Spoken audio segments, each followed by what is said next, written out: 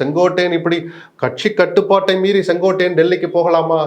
அது சில பேர் கேட்குறாங்க. முதல்ல அவர் அங்கேயா போனார்? நீங்கள் எங்கே சார் போனீங்க? சசிகலாவை கொஞ்சம் அடக்கி வைங்க, ஒதுக்கி இருக்க சொல்லி நீங்கள் எங்கே போனீங்க? அந்த ஒரு விஷயம் உதாரணத்துக்கு சொல்கிறேன். அது மாதிரி எத்தனையோ இருக்குது. சரி, அந்த செங்கோட்டையன் எடுத்தோன்னே டெல்லிக்கு போனாரா? உங்கள் வீட்டுக்கு வந்தார். தனியாக வந்தால் கூட மதிக்க மாட்டீங்கன்னு சொல்லிட்டு ஒத்த கருத்துடைய 6 பேரை சேர்த்துக்கிட்டு உங்கள் வீட்டுக்கு தான் வந்தார். உங்கள் முன்னாடி தான் பேசினார். அண்ணே, நீங்கள் முதலமைச்சர் ஆகணும்னா கட்சி நல்லா இருக்கணும்னு சொன்னவர் செங்கோட்டையன். அன்னைக்கு அவர் அதை காது கொடுத்து கூட கேட்கலன்னு சொன்னார், ப்ரெஸ் மீட்டில் சொன்னார். இன்னும் சில விவாதங்கள்லாம் நடந்துச்சு, அது வேண்டாம், அது முடிஞ்சு போன கதை.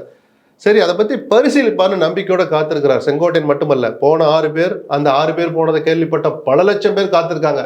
பரவாயில்ல, ஏதோ ஒரு முயற்சி எடுக்கிறேன். அதிமுக வரலாற்றில் இல்லாதவர்களுக்கு படுதோல்வியை சந்தித்த பிறகு ஒரே மாதத்துல போய் பார்க்குறாங்க. விட்டா போச்சு, நம்ம திருப்பி ஆட்சிக்கே வர முடியாது. நீங்கள் முதலமைச்சர் ஆகணும்னா கட்சி நல்லா இருக்கணும். சசிகலா எங்களை ஒழிச்சவர் தான், நாங்களே சொல்கிறோம் எல்லாரையும் ஒன்றா சேர்த்துக்கிட்டு நீங்கள் ஆட்சிக்கு வாங்க அப்படி தான் சொன்னாங்க. நல்லது நடக்கணும்னு காத்திருந்த போது ஒரு 3 மாதம் கழிச்சு அப்படி ஒரு சந்திப்பே நடக்கலைன்னார்.